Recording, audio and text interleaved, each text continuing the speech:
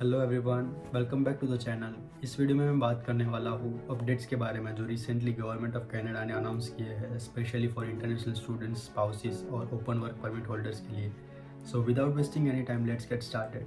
Starting from 31 January 2025 immigration officers के पास इतना freedom आ गया है कि वो किसी का भी स्टडी परमिट या फिर वर्क परमिट हो या फिर टेम्पररी रेसिडेंट वीज़ा हो, वो कैंसिल कर सकते हैं कभी भी।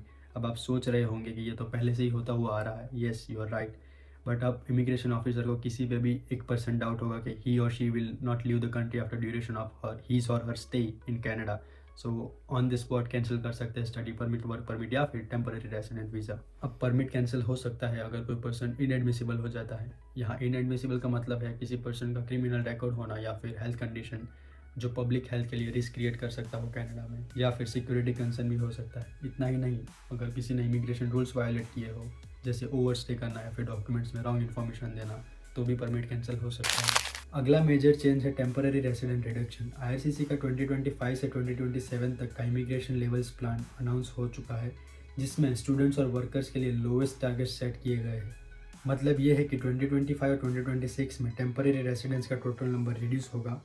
जून 2025 के रिपोर्ट के हिसाब से स्टडी परमिट में टोटल 30% ड्रॉप आया है और वर्क परमिट एप्लीकेशंस में टोटल 60% ड्रॉप आया है as compare to the same period starting from January to April in 2024। अब ये डेटा के अकॉर्डिंग हमें इतना तो पता चल ही जाता है कि कनाडा क्वालिटी पे फोकस कर रहा है, ना कि क्वांटिटी पे। अब बात करते हैं स्पाउस और कॉमन लॉ पार्टनर के ओपन वर्क परमिट रूल्स के बारे में। जनवरी 21, 2025 से आईआरसीसी ने एलिजिबिलिटी को थोड़ा रिस्ट्रिक्ट कर दिया है। अगर आप स्टूडेंट के स्पाउस हो तो आप तभी ओपन वर्क परमिट के लिए एलिजिबल होंगे जब आपका पार्टनर मास्टर्स प्रोग्राम या फिर पीएचडी प्रोग्राम में एलिजिबल हो या फिर एनरोल हो। अब मास्टर्स प्रोग्राम में भी एक कंडीशन है कि प्रोग्राम एटलीस्ट 16 मंथ्स का होना चाहिए, उससे कम का होगा तो पार्ट टाइम प्रोग्राम कंसिडर होगा। सो मे बी इशू आ सकते हैं, so it's better to enrol in a full time masters programme. अब मास्टर्स और पीएचडी प्रोग्राम ऑलवेज यूनिवर्सिटी से ऑफर किए जाते हैं, तो अगर आप कॉलेज के स्टूडेंट हो तो आपके पार्टनर को मे बी रिजेक्शन आ सकता है ओपन वर्क परमिट के लिए। So be careful of that one. ये चेंज इसलिए इम्पोर्टेंट है क्योंकि अब स्पाउस का open work permit directly linked है प्रिंसिपल एप्लीकेंट के प्रोग्राम या जॉब टाइप से। अगर स्टूडेंट या वर्कर का स्टेटस नॉन कंप्लायंट है तो स्पाउस का परमिट भी रिस्क में है। यहाँ नॉन कंप्लायंट का मतलब होता है कि स्टडी परमिट के रूल्स के कंडीशन के हिसाब से वो या तो पार्ट टाइम जॉब नहीं कर रहा या फिर रेगुलरली लेक्चर्स अटेंड नहीं कर रहा या फिर कुछ और रीजंस हो सकते हैं, रूल्स वायलेट किए गए हो। नेक्स्ट मेजर चेंज है PR pathway for skilled work permit holders. अब यहाँ मैंने स्किल्ड वर्ड क्यों यूज़ किया है वो मैं आपको आगे वीडियो में बताऊँगा। आईआरसीसी के 2026 से 2028 इमिग्रेशन लेवल्स में ये प्लान है कि अब को 33,000 स्किल्ड वर्क परमिट होल्डर्स को परमानेंट रेसिडेंसी में कन्वर्ट किया जाए। अब गवर्नमेंट का गोल ये है कि स्किल्ड वर्कर्स को लॉन्ग टर्म सेटल किया जाए, जो लेबर मार्केट में ऑलरेडी काम कर रहे हैं और जो कंट्री के लिए ऑलरेडी यूज़फुल है। ये चेंज दिखाता है कनाडा सिर्फ टेम्पररी परमिट्स नहीं दे रहा, बल्कि हाई स्किल वर्कर्स को लॉन्ग टर्म रिटेंशन और स्टेबिलिटी प्रोवाइड करना चाहता है।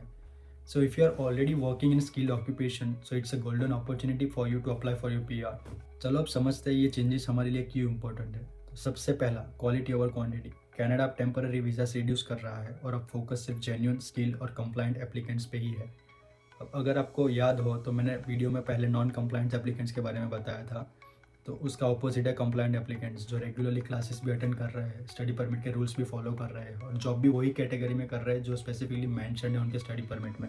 I mean not category, but जो कंडीशंस मैंशन है उनके स्टडी परमिट में, वही कंडीशन को फॉलो करते हुए जॉब कर रहे हैं, वो होते हैं कंप्लाइंट एप्लीकेंट्स। सेकेंड और सबसे important point, long term immigration strategy.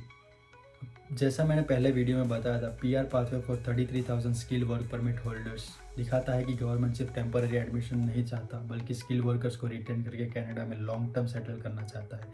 अब इसका मतलब ये है कि अगर आप ऑलरेडी कनाडा में रह रहे हो, आपके पास फील्ड जॉब है, आपके पास ऑलरेडी एक्सपीरियंस है, तो ये आपके लिए एक गोल्डन चांस हो सकता है कि आप पीआर अप्लाई करो, आपको पीआर मिल भी सकता है as compare to someone who is already looking for field job and not getting the job.